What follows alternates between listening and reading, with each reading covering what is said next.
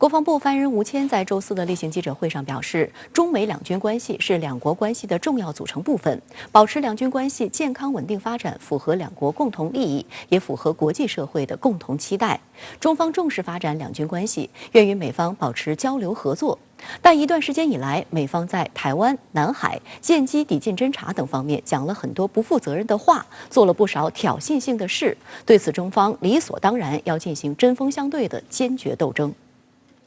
国防部发言人吴谦表示，我们多次讲过，中方对发展两军关系是有原则的，那就是中方的主权、尊严和核心利益不容侵犯。中国军队愿与美方共同努力，以实际行动落实两国元首会晤精神，坚持相互尊重、和平共处、合作共赢的原则，着眼长远，立足当下，加强沟通，管控分歧，开展合作，推动中美两军关系健康稳定地向前发展，造福中美两国人民和世界各国人民。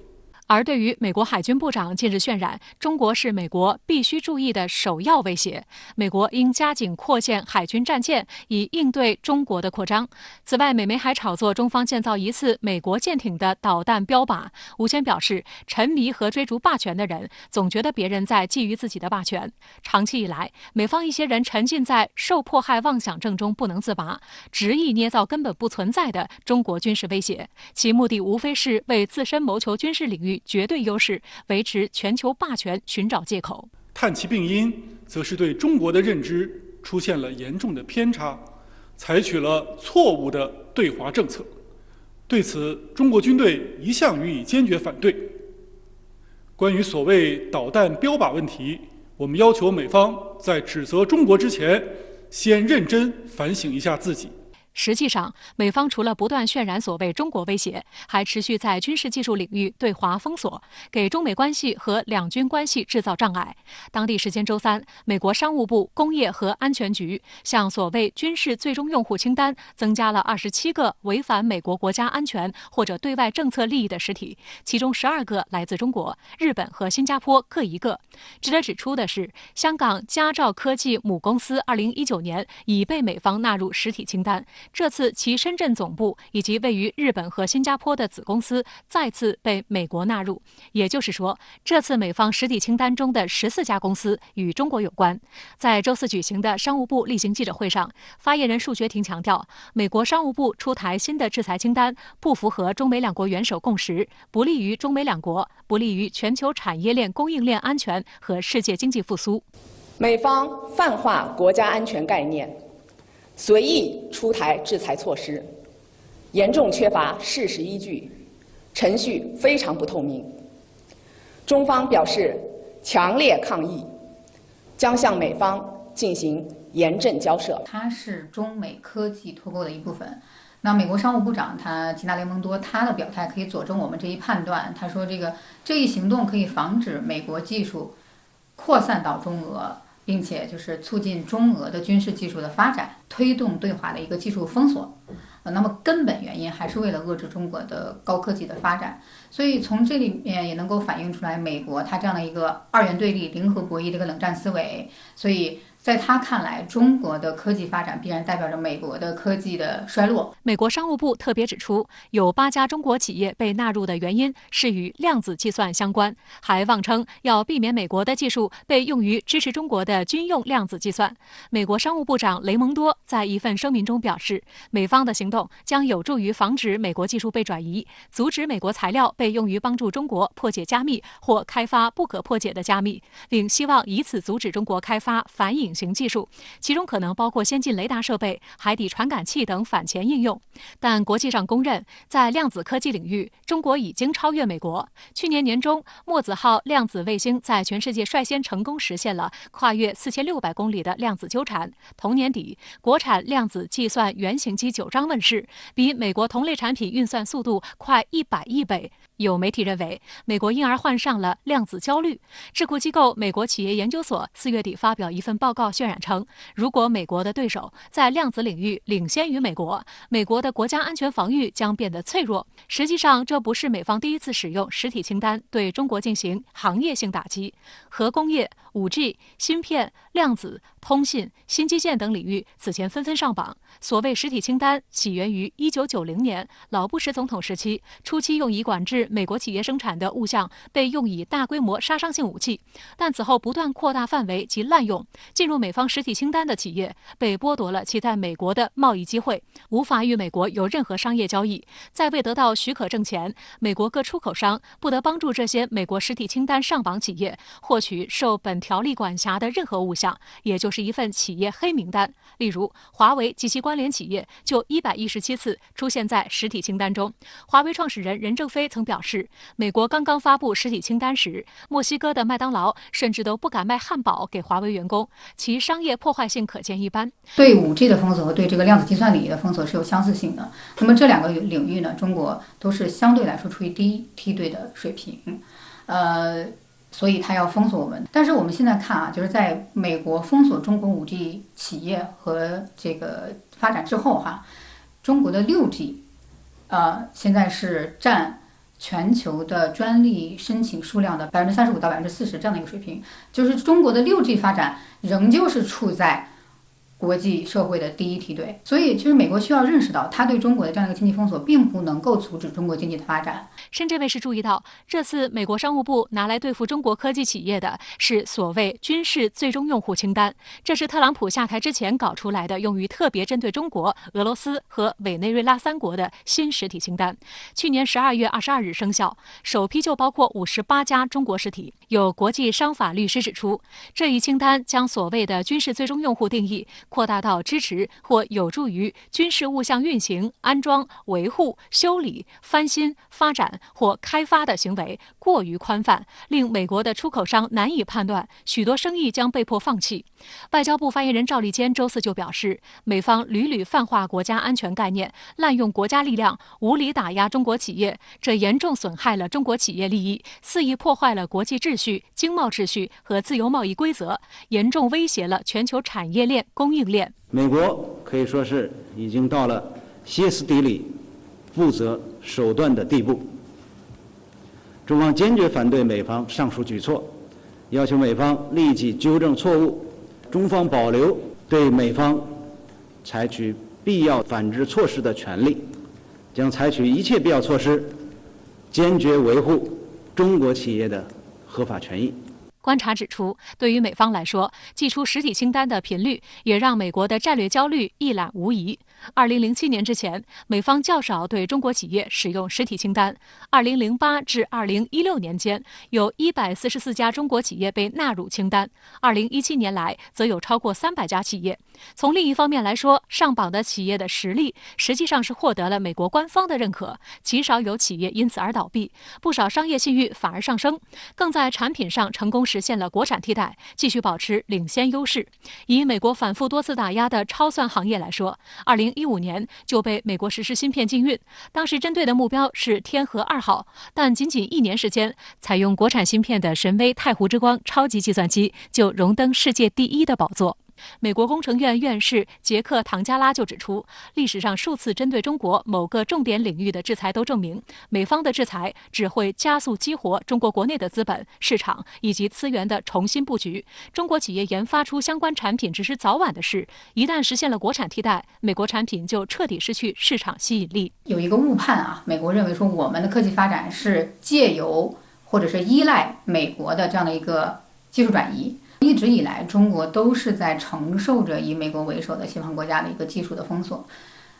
尤其是军事领域哈。但是2017年，中国第一艘自主研发制造的航空母舰成功下水。我们采取的是一个科技的自立自强的一个发展战略。如果要概括的话，大概就是4位一体。首先就是政府来明确创新发展方向是什么，然后来调配人力物力的创新资源，之后就是国家的科研机构还有这个院所及其高校来跟进，作为主力军来推动研发，然后就是民营资本、民营企业，然后他们推动这个成果转化，最后一步交给市场。所以它是这样的一个4位一体的这样的一个结构。相关话题来连线特约评论员管瑶。管先生您好。美国商务部周3宣布将12家中企列入美方所谓实体清单。中国商务部及外交部发言人今天均表示坚决反对、强烈抗议。您对此如何看？好的，主持人。那么这是美方呢所谓长臂管辖、贸易霸凌在这个高新技术领域的再次延伸。上周二，在中美元首视频会晤前夕呢，美国 CNN 电视台的前瞻分析有一个很生动的标题，说习拜会前，美方终于不再假装自己无意遏制中国了。它的原文表述是 ：The U.S. has stopped pretending it's not trying to contain China。美国不再装，也就是呢，美方所谓遏制手段会公开化、激进化。美国商务部长雷蒙多昨天的一纸声明也预示着美方在高新技术领域的这种遏制行径将会持续，甚至呢不排除在一些个特定的技术方向会变本加厉。用类似总统国安事务助理沙利文之类美国高官的所谓政策喊话来表达呢，高新技术领域将会成为中美激烈竞争的一个主战场。但是呢，仅就美方这一次行动本身来说呢，它还是有幌子。他还是在装。雷东多声明列出的2大理据是所谓的国安以及外交关切。当然了，被关切的还有俄罗斯、日本、新加坡、巴基斯坦的实体与个人。声明抛出各种大词，鬼话就表示说，全球贸易和商业应该支持和平、繁荣与好薪水的岗位。但是呢，路透社今天的电稿就分析说，美方此举意在阻遏相关技术以及设备用于军事反隐形的领域，诸如高端雷达、反潜应用等等。那所谓的实体清单啊，对中国人来说并不陌生。实际上呢，它已经成为美国贸易战工具箱的所谓主战装备，隔三差五呢就会拿出来。上了实体清单，那么美方企业正常贸易往来、提供设备和材料呢就会受阻。需要逐案向美国商务部来申请贸易许可。那这一次特别值得注意的是，12家新上榜的中方企业与机构中呢，其中有8家是量子计算企业或研究机构。那么这也意味着美方开始将所谓科技战的战火向量子计算领域在延烧。那么美国商务部为什么会在量子计算领域向中企发难呢？量子计算呢，被美国国防部视为未来的关键技术。它是防长奥斯汀口中的所谓 game changer， 是体现科技赋能的决定性的黑科技。奥斯汀年初走马上任五角大楼没多久，他就在公开演说中强调说，美国防务研究将会全力加码人工智能、量子通信计算和前沿电脑等等尖端战略技术的研发。那么商务部的最新动作也意味着美方呢又一个政府部门加入到这一战略技术领域的国家级竞争中，而且呢，他们采用的是霸权工具这样一种无底线的竞争。那么，华盛顿智库新美国安全中心的研究员雅各布·斯托克斯，他在接受路透社采访时就危言耸听，以前段时间被美国媒体大肆炒作的所谓高超音速武器试验为例，说中美这2个超级大国的军纪竞赛关联利益巨大。那么，美国商务部的最新动作无疑是技术竞争的一部分，它呢是意在切断关键技术经由商业渠道向解放军转移的这种可能性。也正是了解到这样一个背景，了解到美方动作背后的真实的动机，我们才能更加深切地体会到，上周总书记主持召开中央政治局会议审议国家安全战略2021至2025年时呢，为什么科技安全也会成为国家安全的重点？为什么要把强化科技自立自强作为国家安全和发展的战略支撑？那么美方在战略性尖端技术领域搞所谓长臂管辖，会带来什么实质影响呢？中方又应该如何反制？外交部发言人赵立坚今天强调，中方将采取一切必要措施保护本国企业利益，保留对美方所谓制裁采取反制的权利。商务部发言人也表态，中方表示强烈抗议，将向美方进行严正交涉。那么中方反制工具箱里有哪些选项呢？首要的当然是法律工具。中华人民共和国反外国制裁法已经在6月间表决通过，法律条文明确的中方反制场景是，外国相关国家违反国际法和国际关系基本准则，以各种借口或者依据其本国法律对中国进行遏制打压，对中国公民组织采取歧视性限制措施，干涉中国内政的，中国有权采取相应反制措施。当然了，美国商务部有所谓实体清单，那么中国商务部也有不可靠实体清单。至于美方在战略性尖端技术领域拉单子的这样的一种实质性的影响。今天中国股市的及时反应堪称是风向标。实体清单上榜企业科大国盾量子技术股份有限公司，它的股价还逆势上升了1.5个百分点，红盘报收。那么不少芯片股呢，股价也再度集体上扬。中国投资者的逻辑是，外部压力只会更加坚定中国强化科技自立自强的国家决心与坚定意志。那么既然将它作为国家安全发展的战略支撑，大国的战略性的尖端技术产业必然会正在迎来力度空前的一个发展机遇。事实上呢，在量子计算领域，中国确实是在持续的突进。美西方爆炒所谓高超音速武器实验，那美军参联会主席哀叹美方迎来了所谓斯普特尼克时刻，而他列举的中方的重要的技术进展和高超音速武器并列的正是人工智能和量子计算。所以靠长臂管辖式的这种拦截和打压，阻挡不了中国在量子计算和其他尖端技术领域的前进的脚步。连投资者都有这个自信来开玩笑，说要看中国高精尖的这些个企业技术硬不硬核，那么就看它呢上不上美方的黑名单。所以我要说的是，加油吧，那些个上了美方黑名单的中企与机构，你们的生存与发展就是对美式霸凌行径的最有力的回击。好的，也谢谢管先生跟我们共同在线分享您的观点，谢谢。针对近期美台军事勾连动作不淡，国防部发言人吴谦周四强调，在台湾问题上，中方没有任何妥协的空间，美方不应抱任何幻想。对于台防务部门近期发布所谓年度防务报告书，渲染大陆对台军事准备，鼓动台军官兵死战到底，吴谦则正告台当局，搞对抗没有出路，以武谋独更是死路一条。我们正告民进党当局，搞对抗没有出路，以武谋独更是死路一条。祖国统一不可阻挡，螳臂当车不自量力。中国人民解放军全时待战，随时能战，将以雷霆之势挫败任何台独分裂图谋，坚决捍卫国家主权和领土完整。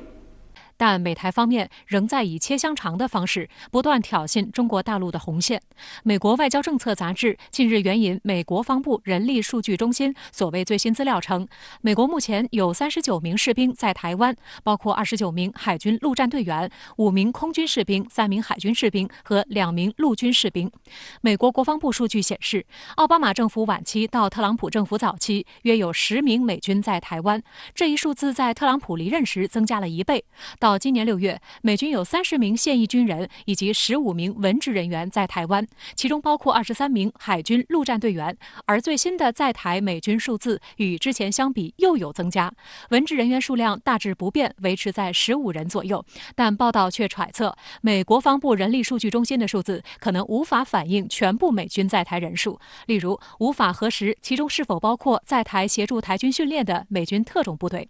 外交政策渲染称，美军在台湾的作用正在扩大。过去2年，在美国前国安顾问博尔顿的大力游说下，美军更开始发挥更积极的作用，包括协助台湾为击退大陆2栖攻击做准备，以及训练台军进行陆上武装抵抗。外界注意到，这已经不是美媒首次渲染美军在台协训。8月，美国会参议院共和党籍议员约翰·科尼在推特声称，美国在台湾有3万驻军，搅动一波舆论后又迅速删除帖文。10月7号，美国《华尔街日报》引述多名匿名美国官员的消息称，有小股美军至少已在台湾部署1年，负责训练台军。10月27日，美国有线电视新闻网播出的专访中，蔡英文首次承认有美军以训练为目的驻扎在台湾。拜登政府在涉台问题上的立场还是模糊政策，而这种模糊政策在美国国内看起来越来越受到美国的智库、美国的国会以及相关的一些政治精英的质疑，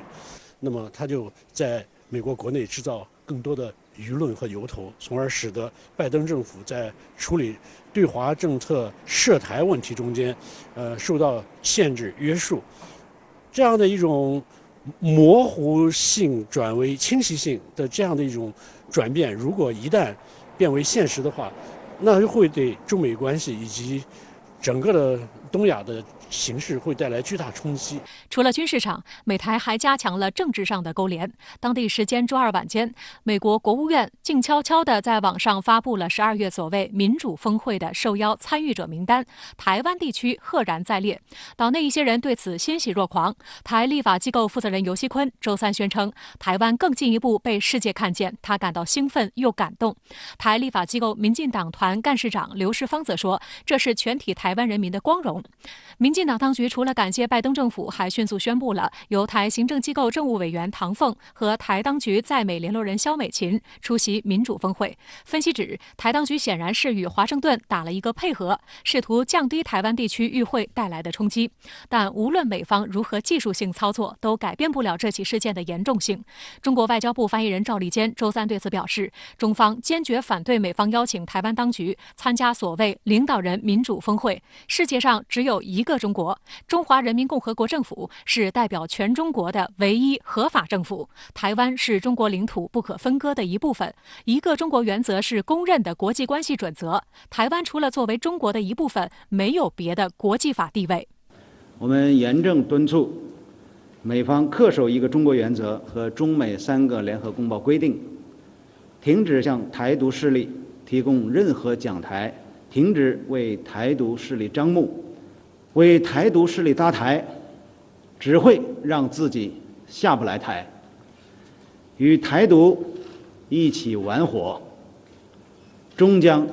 引火烧身。同日，国台办发言人朱凤莲也指出，美国网站所列的涉台称谓是错误的，我们坚决反对美国与中国台湾地区进行任何形式的官方往来，这个立场是一贯的、明确的。我们敦促美方切实恪守一个中国原则和中美3个联合公报规定，妥善处理涉台问题。美国彭博社评论说，将台湾纳入此次峰会可能是拜登政府做出的最具争议决定。德新社称，在中美关系非常紧张之际，美国政府此举无疑是火上加油。美国举办这样的峰会，也凸显其以所谓民主为准绳，划分阵营的险恶用心。这样的一种峰会，110多个参与者，只有台湾是非国家行为体的这样的一种态势，就显示出来，美国试图拉着他邀请的绝大多数的其他的国家为美国支持台湾在国际舞台上增加影响力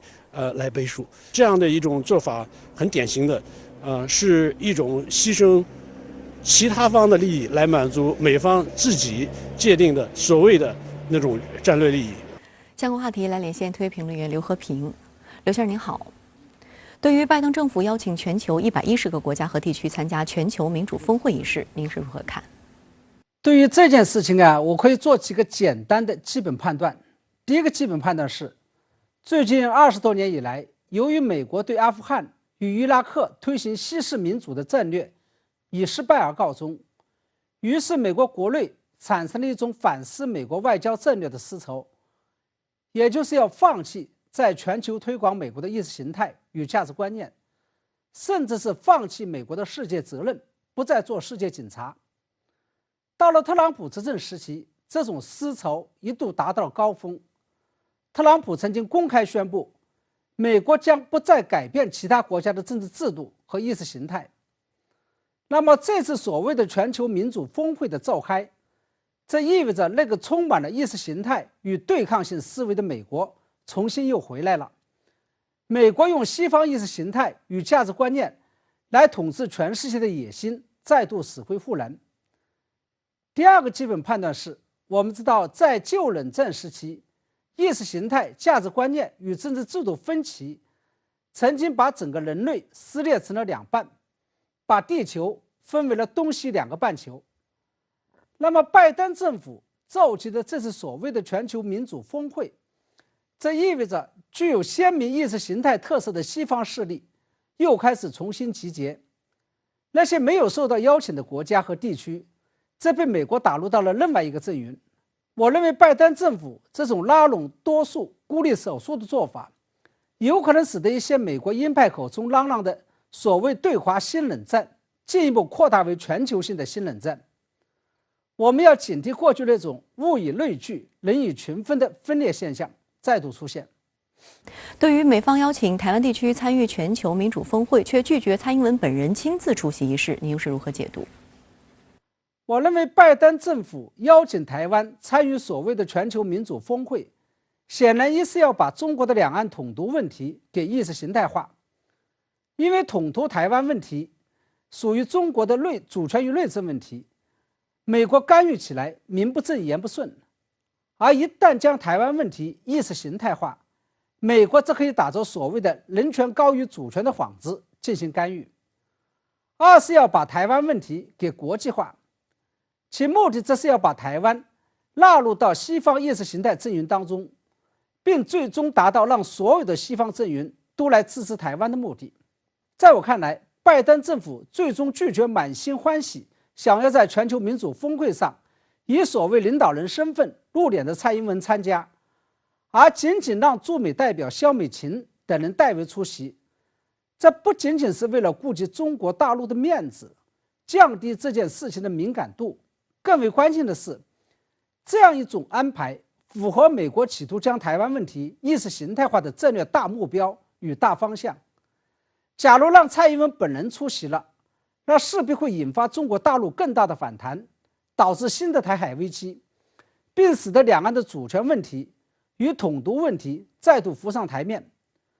从而冲淡了美国企图将台湾问题意识形态化的真正目的。而这样一种做法，实际上也就再度泄露了拜登政府在台海战略上的真正目的与战略底牌，即美国扶持蔡英文当局的真正目的，并不是为了台独，而是为了实现自己的意识形态战略目标，不惜将台湾当成了意识形态新冷战的桥头堡。也就是说，台独势力与蔡英文当局都仅仅是服务于美国意识形态大战略的工具。美国外交政策杂志对外透露，最近1个多月以来，拜登政府已经将所谓驻台美军人数增加到了40人，几乎是去年的2倍。您对此又是如何分析？我认为，无论拜登政府派往台湾的军人数量是多还是少，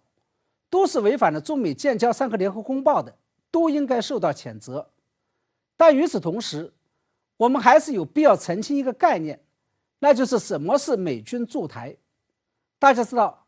美国驻扎在其他国家和地区，以及40多年前的美军驻台，都有这么几个共同的特点：一是双方签有正式的驻军协议；二是驻扎人数非常庞大，至少是成团或成师建制的；三是在当地有自己单独的军事驻地；四是每天都要在军事基地上升起美国的国旗与美军的军旗。只有符合这么几个基本要素，才能算得上是真正的美国对外驻军。然而，就算是外交政策杂志对外披露的情况是真实的，拜登政府将派往台湾军人数量从早前的20多个增加到了40多个，那也远远不符合美军驻台的基本要件。这40来个无法形成建制的军人，像撒胡椒面一样撒网了台军在各地的军营，它充其量只能算是美军在悄悄的驻台，而不是驻台，也就是在偷偷摸摸的帮助台军搞一些日常训练。总而言之，美军驻台与美军驻台两者之间是有着本质性区别的，前者是违反了中国的反分裂国家法的，是会引发战争的，后者只能算是不守规矩的挑衅。当然，我们也要看到，继不久前白宫官员主动向《华尔街日报》透露台湾存在美国军人这个消息之后，美国外交政策杂志再次对外透露，美军近来又增派了人手。这显然是拜登政府正在故意打台湾牌与打反华牌。而在我看来，拜登政府打台湾牌与打反华牌，它的真正的主要目的还不是为了刺激中国大陆，而是出于美国国内政治斗争的需要。因为在仓促撤出阿富汗，招致舆论一片挞伐，以及国内通胀高企导致民怨沸腾的情况下，拜登政府要通过打这张牌来转移国内的视线与调动国内的民族主义情绪，否则在即将到来的中期选举与几年后的总统大选中，拜登与民主党的选情就要凉凉了。好的，也谢谢刘先生跟我们共同在线分享您的观点，谢谢。下月即将主办所谓民主峰会的美国，近日却被狠狠打脸。国际民主与选举援助研究所发布的全球民主状况年度报告，首次将美国列为民主倒退国家。其实，美国搞所谓民主峰会背后肮脏的目的，还是指向中俄，打着民主旗号在世界上策动分裂，以意识形态划线，鼓动阵营对抗。外交部周四强调，美国执着于给其他国家强加西式民主模式，甚至搞政权更迭，企图把所谓民主作为推行其全球战略和地缘政治的工具，这本身就是对民主价值的最大破坏，这是逆潮流而动，也不得人心。美国国务院在官网公布，拜登政府将于下月9至10号以视频方式主办民主峰会。外界注意到，美国务院放出的110名参与者名单，在设置上可谓费尽心机。卡内基国际和平基金会对名单进行分析，推测其中一些受邀者是出于战略原因。巴基斯坦、菲律宾和乌克兰对美国有更广泛的战略利益，比如反恐或对抗中俄影响力。另外，地区态势也起了作用，例如伊拉克被邀请，这样以色列就不会是中东唯一。有分析说，治理模式渐渐模糊的印度被邀请，则是考虑到它在美国印太战略中的重要性。而举办这样的峰会，也凸显美国以所谓民主为准绳划分阵营的险恶用心。很多媒体注意到，中国和俄罗斯不在美国邀请之列。今年2月，美国总统拜登在上任后的首次外交政策演讲中宣布，他将让美国重新回到全球领导地位，以对抗中俄主导的势力。拜登政府是以这样的一个民主为由头来实现他的这个地缘政治目的，那很清楚就是针对的是他的所谓的最大的地缘政治竞争对手，比如说像中国还有俄罗斯这样，所以呢，使得拜登政府他以这个民主为由头来所谓的团结这个世界民主国家的这个理由，也并不是那么具有信服力。中俄近期同声批驳美国举办民主峰会之举。国务委员兼外长王毅周三同伊朗外长阿卜杜拉希扬举行视频会晤时表示，美方策划举办的所谓民主峰会，本质上是打着民主旗号在世界上策动分裂，以意识形态划线，鼓动阵营对抗，试图对其他主权国家进行美式改造，服务美自身战略需要。这种做法违背时代潮流，注定没有前途。外交部发言人赵立坚周四表示，民主不是某个国家的专利，而是全人类的共同价值。民主的形式和实现民主的道路并不是唯一的，没有任何一个国家有资格垄断对民主的定义权和裁判权。民主不是装饰品，看广告更要看疗效。美国政治极化，社会撕裂，民主日益空心化，本国人民越来越不满。所谓民主峰会，应该把精力放在检视美国自身民主问题，提出切实可行的整改措施上。美国执着于给其他国家强加西式民主模式，甚至搞政权更迭，企图把所谓民主作为推行其全球战略和地缘政治的工具，这本身就是对民主价值的最大破坏，这是逆潮流而动，也不得人心。俄罗斯总统新闻秘书佩斯科夫周三表示，美国将举行的所谓民主峰会，表明其正试图将民主一词私有化，即民主只能是美国理解的民主，这是不应该的，也是不可能的。美国喜欢创造新的分界线，所谓民主峰会，无非是美方试图按照他们的标准，将国家划分为好的与坏的。俄方对这一会议持消极态度。Совершенно не коррелируется с общими настроениями в мире. Все больше и больше стран все-таки предпочитают сами решать, как им жить дальше, не оглядываясь ни на кого. 讽刺的是，正当美国加紧鼓捣所谓的民主峰会时，美国《纽约时报》日前的报道指出，过去10年里，美国及盟友在推动全球民主倒退中作用显著。报道称，自2010年以来，美国及大多数盟友的民主程度出现了倒退。《纽约时报》称，这些发现削弱了美国政客广泛支持的假设。美国是一股所谓天然的民主化力量。长期以来，美国一直把自己标榜为所谓全球民主斗士，但现实情况并非如此。几十年来，美国打着反恐旗号，四处制造恐怖和破坏，其国内政治状况也不断恶化。美联社的报道称，美国的繁荣不再有强烈的吸引力，因为其不平等等问题日益严重，大规模枪击事件、两极分化、种族不公，人们对美国国内问题的认知极大地影响了他们对美国的看法。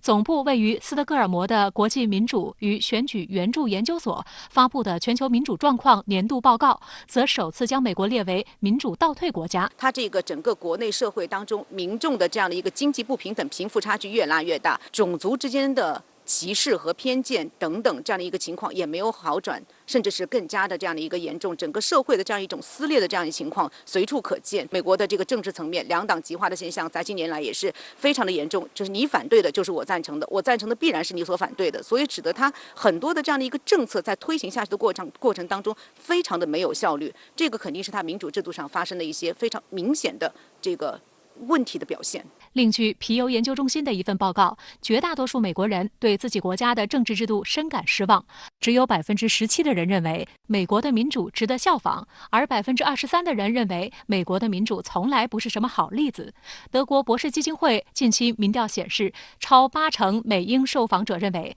本国政客是资本傀儡，半数以上美国民众认为民主制度在当前情况下毫不奏效。对此，赵立坚在周二的外交部记者会上表示，对民主最基本的判断标准就是人民是否有广泛参与国家治理的权利，人民的诉求能否得到回应和满足，人民有没有获得感和幸福感。美国的民主到底好不好，去问问美国人民就能得到答案。美国白宫周二宣布，美国能源部将从战略石油储备中释放5000万桶原油，以缓解经济从新冠肺炎疫情中复苏时出现的石油供需不匹配问题，并降低油价。不过，消息一出，国际石油价格不降反升。美国为什么要大力度释放石油储备？国际原油价格反升说明什么？原油生产大国为何不愿增加产量？中国对释放储备石油持开放态度，中方的态度又释放何种信号？来看看报道。美国能源部称，这5000万桶原油最早将于今年12月中下旬开始投放市场，另外3200万桶属于短期交换，等到油价平稳后，约定于2022年至2024年归还战略石油储备。这是美国历史上规模最大的一次战略石油储备释放。美国能源部数据显示，截至11月19号，美国战略石油储备的储油总量约为6.05亿桶。不过，周二当日国际油价不仅没有下跌，反而显著上涨，重新逼近80美元关口。市场分析人士指，主要是因为此次释放总量约在7000到8000万桶，相较此前市场预期的1亿桶偏低。另一方面，此次美国的释放中较大部分量是需要回补，市场有所解读认为，战略石油储备无法成为可持续的供应来源，干预行为对市场影响短暂。此外，虽然美国带头宣布释放石油储备，能否执行到位还需观察。华尔街日报分析人士就指，拜登政府此举主要目的或在显示白宫竭尽全力抑制通胀的决心，其政治意义大于实际影响。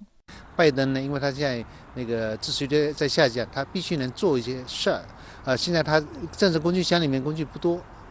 就是这个释放石油储备是相对容易操作的一个部分，而且一般认为他从释放信息到真正实施要13天左右，现在还没到时间，是因为市场本身这个之前它油价已经跌到80点几，市场已经有预期，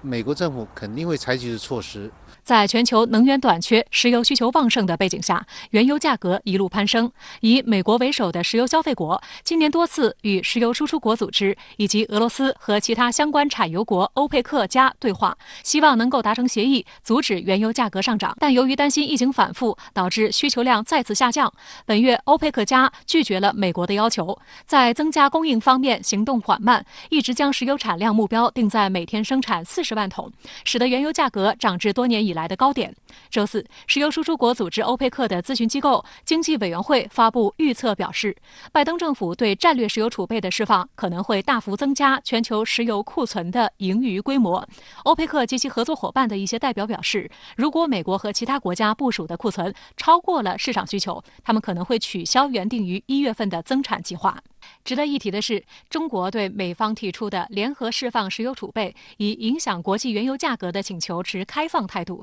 我觉得中方作为一个最大的石油消费国之一吧，它在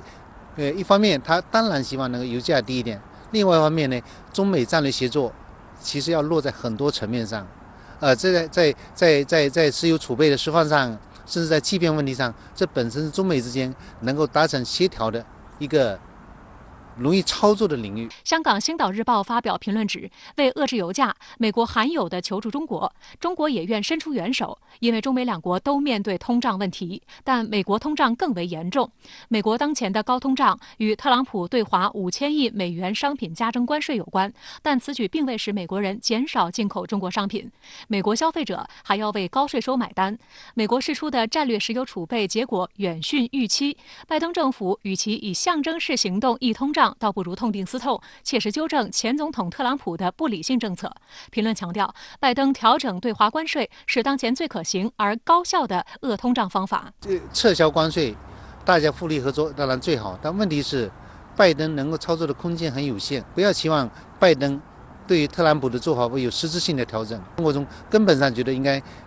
美方应该改变过去几年那种错误的做法，因为过去几年的中美关系的那个紧张局势完全是美方造成的，所以说这一点上，其实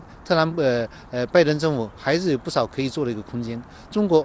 配合美国做一些事，符合美国的利益，也符合中国的利益，